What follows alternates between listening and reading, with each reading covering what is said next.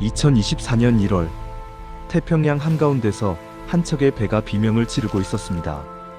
영하 163도의 액화천 연가스 17만 톤을 싣고 가던 중국산 LNG 운반선. 갑자기 선체 깊숙한 곳에서 쩍하는 소리가 들렸습니다. 철판이 유리처럼 깨지기 시작했습니다. 취성 파괴. 금속이 급저온에서 순식간에 결정 구조가 무너지면서 도자기처럼 산산조각 나는 현상입니다. 17만 톤의 가스가 바다로 새어나갔습니다. 단 한 척의 사고가 아니었습니다. 지난 2년간 중국 조선소에서 건조된 LNG선 27척, 그중 19척에서 동일한 균열이 발견됐습니다.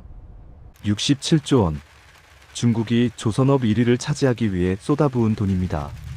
정부 보조금으로 한국 조선소보다 30% 싼 가격에 주문을 싹쓸이했죠. 전 세계 선박 발주량의 53%를 중국이 가져갔습니다. 숫자만 보면 압도적 승리였습니다. 하지만 숫자 뒤에 숨겨진 진실은 달랐습니다. 뉴스에선 이렇게 말했습니다. 중국 조선업이 한국을 추월했다. 우리 조선업은 이제 끝났다. 그 말 믿으셨습니까? 사실은 이랬습니다. 중국은 배를 많이 만들었을 뿐 제대로 만들지 못했습니다. 양은 이겼지만 질에서 처참하게 무너졌습니다. 왜 이런 일이 벌어졌을까요? 한 가지 이유 때문입니다. 용접. 고작 쇠붙이 2개 붙이는 기술이라고요? 천만의 말씀입니다.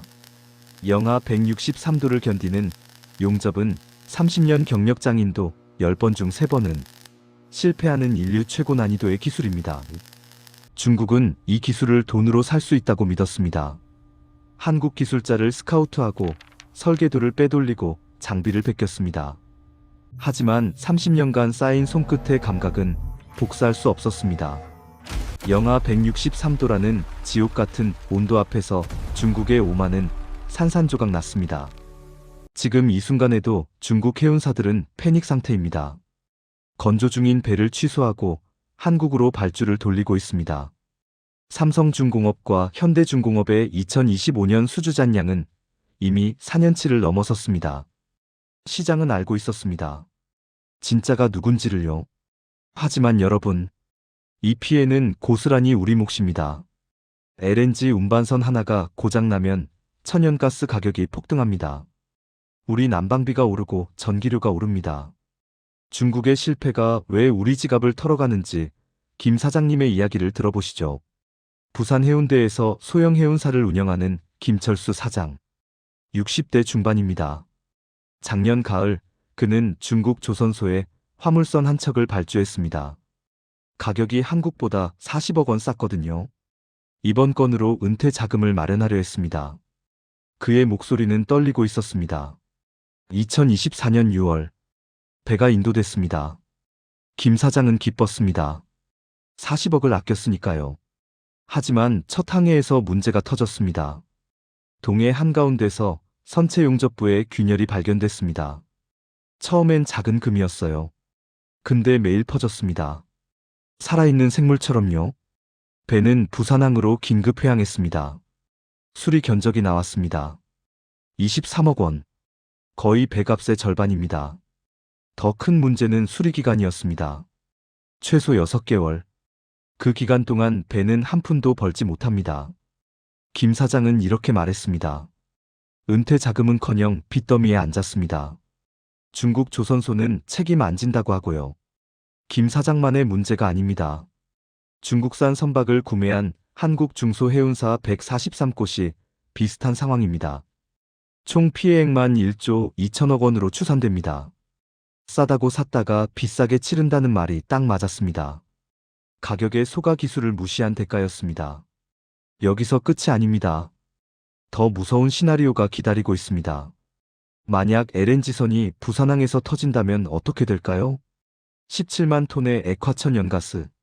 이게 한꺼번에 폭발하면 히로시마 원폭의 50배 위력입니다.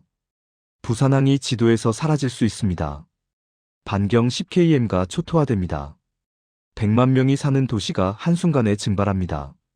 이것이 중국산 LNG선이 우리 항구에 정박해 있는 현실입니다. 2026년 1월부터 국제해사기구 IMO의 새 규제가 시행됩니다. 탄소 배출 규제입니다. 기준을 통과하지 못한 배는 주요 항구에 입항할 수 없습니다. 중국산 선박의 87%가 이 기준을 통과하지 못할 것으로 예측됩니다. 이게 무슨 뜻일까요? 2026년이면 중국산 배들이 대량으로 고철이 됩니다. 이 배들을 산 전 세계 해운사들은 패닉에 빠질 겁니다. 새 배를 급하게 주문해야 하니까요. 그럼 조선소는 주문이 폭주하겠죠. 선박 가격은 폭등할 겁니다. 운송비는 덩달아 오를 겁니다. 우리 생활 물가는 결국 우리가 다 부담하게 됩니다. 거제도의 한 조선소 부장은 이렇게 말했습니다. 2026년부터 우리는 3교대로도 못 버틸 겁니다. 주문이 10년치가 밀려올 거예요.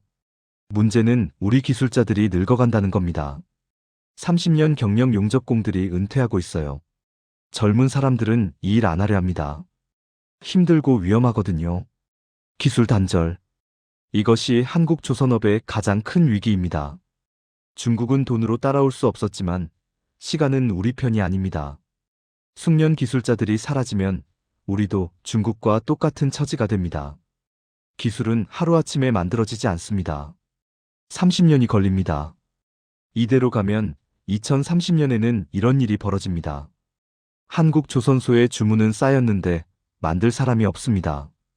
전 세계가 한국 배를 원하는데 우리는 못 만듭니다. 기술자가 없으니까요. 그럼 그 틈을 누가 파고들까요? 일본입니다. 일본은 지금도 조선 기술 교육에 천문학적 투자를 하고 있습니다. 그렇다면 우린 당장 뭘 해야 할까요? 통장에서 돈을 빼야 할까요? 조선주를 사야 할까요? 아니면 중국 리스크에 베팅해야 할까요?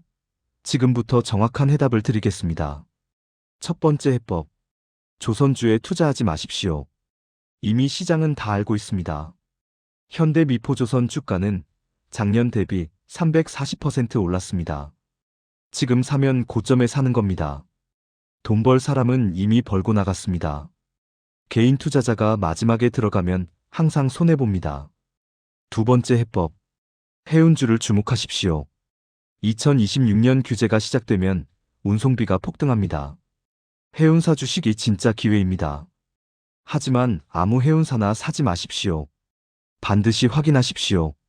그 회사가 한국산 선박을 보유했는지를요. 중국산 배를 가진 해운사는 2년 안에 망합니다. 세 번째 해법. LNG 관련주를 지켜보십시오. 중국산 LNG선 문제로 천연가스 수급이 불안정해집니다. 가격은 오를 겁니다. 하지만 직접 원자재에 투자하지 마십시오. 변동성이 너무 큽니다. 대신 LNG 터미널 운영 기업이나 가스 유통 기업을 보십시오. 안정적 현금 흐름이 있습니다. 하지만 무엇보다 중요한 건 이겁니다. 기술에 투자하십시오. 당장 주식 말고 진짜 기술 말입니다. 우리 자녀들에게 기술 교육을 시키십시오. 대학 가서 경영학 배우는 것보다 현장에서 용접 배우는 게 100배 낫습니다. 2030년이면 숙련 용접공 연봉이 1억을 넘을 겁니다. 67조 원의 붕괴가 우리에게 가르쳐준 교훈입니다. 돈으로 모든 걸 살 수 없습니다. 30년 쌓은 기술은 30년 걸립니다. 지름길은 없습니다. 중국은 이 사실을 17만 톤의 가스가 바다로 새는 순간 깨달았습니다. 하지만 이미 늦었습니다. 우리는 지금 기로에 섰습니다. 기술을 지키느냐 잃느냐? 거제도의 70대 용접공은 이렇게 말했습니다. 이 기술 배우는데 30년 걸렸습니다. 근데 아무도 배우려 안 합니다. 내가 죽으면 이 기술도 죽습니다. 그럼 한국도 중국 꼴납니다. 정부는 지금 뭘 하고 있을까요? 조선업 지원 예산을 삭감하고 있습니다. 기술 교육 프로그램을 축소하고 있습니다. 숫자로 보이는 것만 봅니다. 수출액이 올랐으니 문제없다고 합니다. 하지만 현장은 무너지고 있습니다. 기술자는 늙어가고 젊은이는 오지 않습니다. 67조 원이 증발하는 소리를 들었습니까? 그건 자본의 오만이 기초과학 앞에서 박살나는 소리였습니다. 돈으로 시간을 살 수 없고 인력으로 기술을 대체할 수 없다는 냉혹한 진실이었습니다. 태평양 한가운데서 깨진 철판 하나하나가 우리에게 외치고 있습니다. 기술을 지키라고. 여러분, 이 영상을 보시는 5070세대 여러분, 우리가 할 일이 있습니다. 우리 자녀들에게 말해 주십시오. 사무실 책상보다 현장 용접봉이 더 귀하다고. 엑셀보다 손끝 감각이 더 강하다고. 30년 후에도 가치 있는 건 기술뿐이라고. 중국은 망했지만 우리도 안심할 수 없습니다.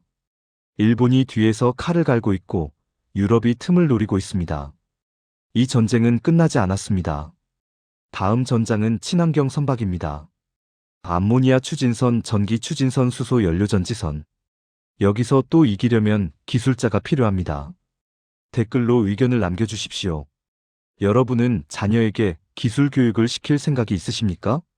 아니면 여전히 대학 서열이 중요하다고 생각하십니까? 현장 기술자의 가치를 인정하십니까? 솔직한 생각을 들려주십시오. 여러분의 한 줄 한 줄이 이 나라의 미래를 바꿉니다. 67조 원의 교훈을 잊지 마십시오. 기술이 곧 국력입니다. 30년의 땀방울이 30초의 카피로 대체될 수 없습니다. 영하 163도의 진실 앞에서 자본의 오만은 유리처럼 깨집니다. 우리가 이길 수 있는 유일한 무기는 기술입니다. 그리고 그 기술은 바로 여러분의 손에서 시작됩니다.